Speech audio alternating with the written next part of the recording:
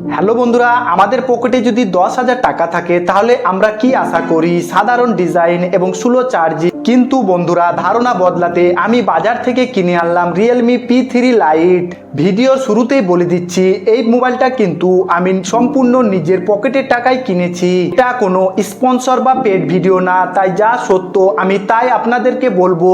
চলুন বক্সে কি আছে দেখা যাক। বক্স খুললেই কিন্তু বন্ধুরা মনটা ভালো হয়ে যায়, কারণ বক্সের মধ্যে চার্জার পাওয়াটা ভাগ্যর ব্যাপার। সেখানে রিয়েলমি দিচ্ছে 45 ওয়াটের সুপার ভুক চার্জার, সাথে আছে type A to type C cable এবং সিম ইজেক্টার পিন, আর একটা টিপিউ কেস আর বেসিক পেপার। অর্থাৎ বন্ধুরা, প্যাকেজিং নিয়ে কোনো কমপ্লেনই নেই। ফোনটা হাতে নিলে বন্ধুরা বেশ প্রিমিয়াম ফিল দেয়। পিছনের ডিজাইনটা অনেক সুন্দর এবং বডিটা অনেক স্লিম, মাত্র 7.94 মিলিমিটার থিকনেস, এবং সামনে আছে 6.7 ইঞ্চির IPS LCD প্যানেল। সবচেয়ে ভালো ব্যাপার হলো বন্ধুরা, কোম্পানি এই বাজেটে পুরনো ওয়াটার ড্রপ নচ বাদ দিয়ে এখানে লেটেস্ট পাঞ্চ হোল ডিসপ্লে দিয়েছে, যার ফলে ভিডিও দেখার এক্সপিরিয়েন্স একদমই দারুণ। তবে বন্ধুরা, একটা কথা মনে রাখবেন, এই ডিসপ্লেটা কিন্তু HD+ ডিসপ্লে, ফুল HD+ ডিসপ্লে নয়, কিন্তু 120 হার্জ রিফ্রেশ রেট থাকায় একদম টাচ রিফ্রেশ রেট মাখনের মতো। আউটডোর এবং ইনডোরে 625 নিট পিক ব্রাইটনেস থাকায় আপনাদের দেখতে কোনো অসুবিধা হবে না। এবার আসি মেন পারফরমেন্স। এতে আপনারা পেয়ে যাচ্ছেন মিডিয়াটেকের ডায়মেনসিটি 6300 প্রসেসর, যেটা 6 ন্যানোমিটারের আর্কিটেকচারে তৈরি, তার ফলে ব্যাটারি সাশ্রয় বা হিট কম হয়। কিন্তু বন্ধুরা, ফোনটি ফাস্ট হওয়ার আসল কারণ হলো এতে আপনারা পেয়ে যাচ্ছেন LPDDR4X র্যাম এবং UFS 2.2 স্টোরেজ। বিশ্বাস করুন বন্ধুরা, 10,000 বাজেটে UFS 2.2 স্টোরেজ থাকায় অ্যাপ ওপেনিং এবং ফাইল ট্রান্সফার এবং গেম ওপেনিং করাতে অনেক ফাস্ট কাজ করে। আমি গেম খেলে দেখেছি, পাবজি ও ফ্রি ফায়ারের মতো গেমগুলো একদম মিডিয়াম সেটিংয়ে স্মুথলি গেম খেলা যায়। এবার আসি অ্যান্ড্রয়েড 15 এবং রিয়েলমি UI থাকায় সফটওয়্যার এক্সপিরিয়েন্স একদম আপনার ভালো হয়ে যাবে।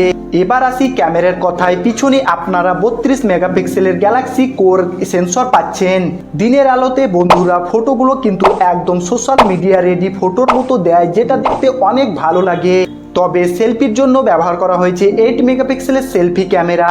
এখানে কোম্পানি একটু কস্ট কাটিং করেছে, তবে 8 মেগাপিক্সেল দিয়েও সেলফি এবং ভিডিও রেকর্ডিং 1080p-তে আপনি করতে পারবেন। এই বাজেটে খুব হাই এক্সপেকটেশন না রাখাই ভালো। একটা জরুরি বিষয় আপনাদের জানিয়ে রাখি, এই ফোনটিতে হাইব্রিড সিম স্লট ব্যবহার করা হয়েছে, মানে আপনারা হয় দুটি সিম কার্ড ব্যবহার করতে পারবেন বা একটি সিম বা একটি মেমোরি কার্ড ব্যবহার করতে পারবেন। একই সাথে দুটো সিম এবং মেমোরি কার্ডের ব্যবহার করার জন্য আপনি সুযোগ পাবেন না। এটা অনেকের জন্য একটু সমস্যা হতে পারে, কিন্তু বন্ধুরা ভালো খবর হলো এতে আপনারা 3.5mm এর হেডফোন জ্যাক পেয়ে যাচ্ছেন এবং সাইডে মাউন্টেড ফিঙ্গারপ্রিন্ট সেন্সর পাচ্ছেন, যেটা অনেক ফাস্ট কাজ করছে। ফোনের সবচেয়ে বড় হাইলাইট ব্যাপার হলো বন্ধুরা, এত পাতলা ফোন হওয়ার সত্ত্বেও এতে আপনারা পেয়ে যাচ্ছেন 6000 অ্যাম্পিয়ারের বিশাল বড় ব্যাটারি। হেভি ইউজার হলেও বন্ধুরা 1.5 থেকে 2 দিন অনায়াসে চলে যাবে। আর বক্সে দেওয়া 45 ওয়াট চার্জার দিয়ে ব্যাটারি চার্জ করতেও আপনাদের বেশি সময় লাগবে না। এই বাজেটে বন্ধুরা এটা আনবিটেবল। সব শেষে বলি বন্ধুরা, 10,000 টাকার মধ্যে রিয়েলমি P3 লাইট কাদের জন্য? যারা প্রচুর ব্যাটারি ব্যাকআপ চান এবং ফাস্ট UFS 2.2 স্টোরেজ চান, এবং সাথে যারা ফাস্ট চার্জিং মিস করতে চান না এবং 5G সব কানেক্টিভিটি এবং স্মুথলি পারফরমেন্স, তাদের জন্য P3 লাইট বেস্ট হবে। ভিডিওটি ভালো লাগলে অবশ্যই লাইক করে দেবেন, আর এইরকম নিত্য নতুন ভিডিও দেখার জন্য সাইদুল টেক বাংলা চ্যানেলটি সাবস্ক্রাইব করে সাথেই থাকুন। দেখা হচ্ছে পরের ভিডিওতে, ভালো থাকবেন।